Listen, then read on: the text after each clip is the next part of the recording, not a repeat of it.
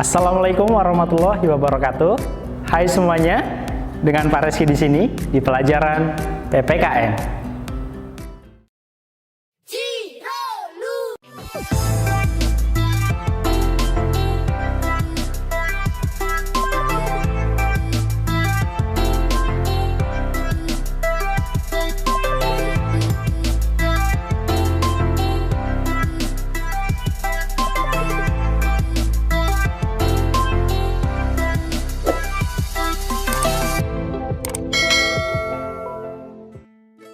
Ya, baik. Pada pertemuan hari ini ya kita akan membahas tentang keputusan bersama. Ya, keputusan bersama. Kalian tahu keputusan bersama itu apa? Oke, baik, kita cari tahu sekarang. Apa itu keputusan bersama? Ya, keputusan bersama yaitu keputusan yang diambil atas dasar persetujuan atau kesepakatan bersama. Jadi keputusan bersama ini diambil atas persetujuan bersama. Kalau misalnya atas persetujuan sepihak atau hanya satu orang, itu tidak dapat dikatakan dengan keputusan bersama. Nah, dalam keputusan bersama ada hal-hal yang harus diperhatikan. Yang pertama, menerima hasil keputusan bersama. Artinya, semua orang atau semua pihak harus menerima apapun hasil keputusan yang telah ditetapkan dengan ikhlas dan penuh tanggung jawab. Artinya, kita juga harus bertanggung jawab atas hasil keputusan tersebut. Yang kedua, melaksanakan hasil keputusan bersama. Artinya, setelah kita menerima keputusan tersebut, kita juga harus melaksanakan keputusan tersebut ya, dengan jujur. Ya, harus dilaksanakan, bukan hanya diterima saja, tetapi kita juga harus melaksanakan keputusan tersebut. Selanjutnya, dalam melaksanakan hasil keputusan bersama tidak boleh adanya rasa benci atau dendam ya, karena misalnya pendapat kita tidak digunakan atau tidak disetujui, kita melaksanakan keputusan tersebut secara dendam atau dengan kebencian, itu tidak boleh ya. Jadi kita harus ikhlas ya, karena keputusan tersebut adalah keputusan yang diambil untuk kepentingan bersama.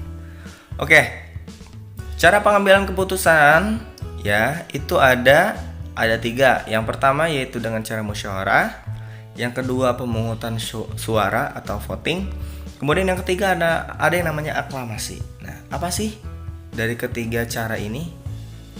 Baik, kita bahas sekarang. Yang pertama yaitu musyawarah.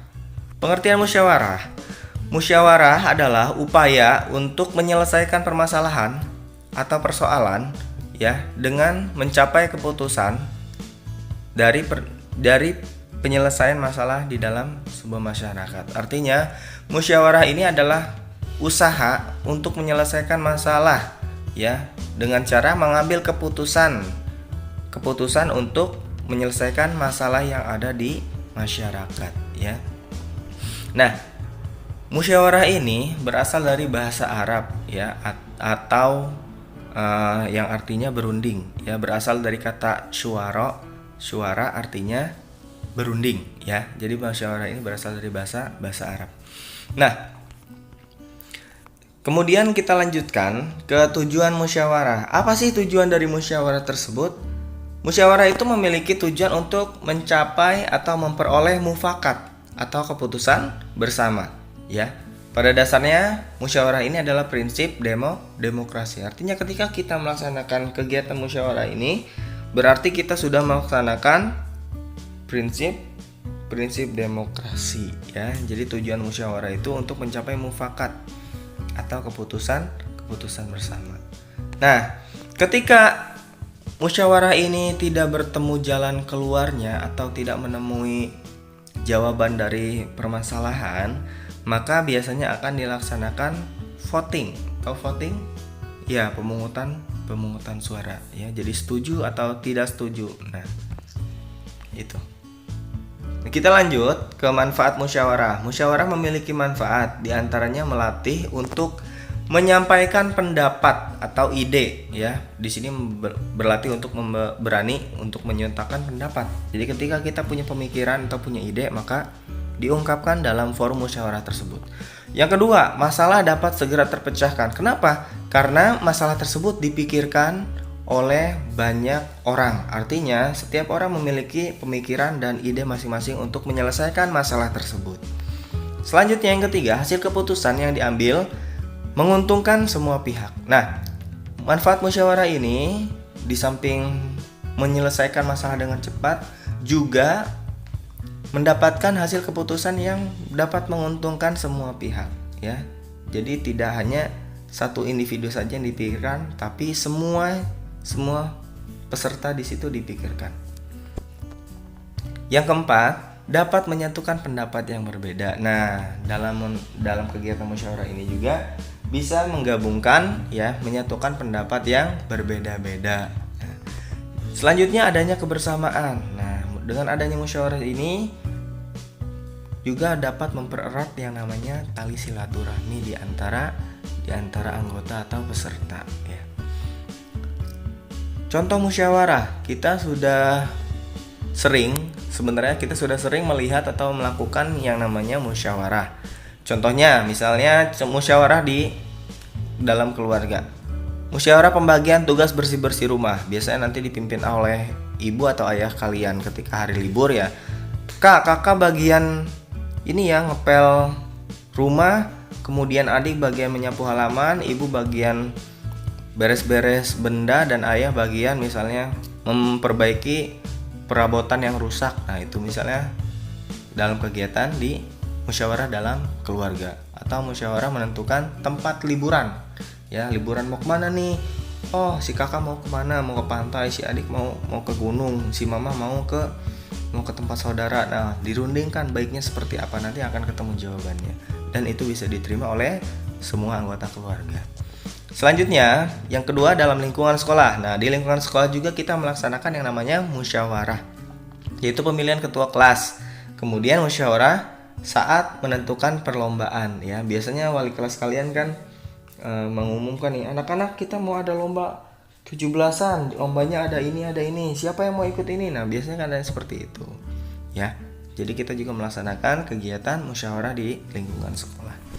Kemudian yang ketiga, yaitu di lingkungan masyarakat. Nah, ini juga sering kita lihat ayah kalian, ya, mungkin ayah kalian suka diundang untuk rapat, ya, rapat panitia 17-an atau rapat panitia Muharram gitu, atau hari besar Islam gitu, ya. Kemudian rapat untuk pembagian ronda, siskamling, dan lain sebagainya. Itu adalah salah satu contoh bentuk musyawarah di lingkungan masyarakat. Nah, di lingkungan negara pun sama, ada kegiatan musyawarah, yaitu rapat anggota DPR untuk menentukan kebijakan-kebijakan terhadap rakyat, ya, terhadap kita, dan mudah-mudahan kebijakan yang diambil itu berpihak kepada rakyat, ya. Kita doakan saja. Kemudian yang selanjutnya yaitu voting atau pemungutan suara. Apa sih voting itu? Voting itu mengambil suara terbanyak dari peserta yang hadir pada kegiatan musyawarah. Nah, voting terbagi menjadi dua, yaitu voting terbuka dan tertutup, ya. Nah, voting tadi kan dibagi menjadi dua macam, ya. Ada voting yang terbuka dan tertutup. Nah, voting terbuka itu maksudnya apa? Artinya, peserta rapat memberikan suara dengan menyatakan setuju atau tidak setuju, atau juga abstain, tidak memberikan suara. Jadi, si peserta itu hanya berkata setuju atau tidak setuju dengan pendapat atau keputusan yang diberikan. Ketika setuju, ya, kemudian yang lebih banyak yang setuju, maka sudah selesai, diperolehlah keputusannya. Nah, abstain ini tidak memberikan suara, artinya ya dia tidak berbicara setuju atau tidak setuju, ya.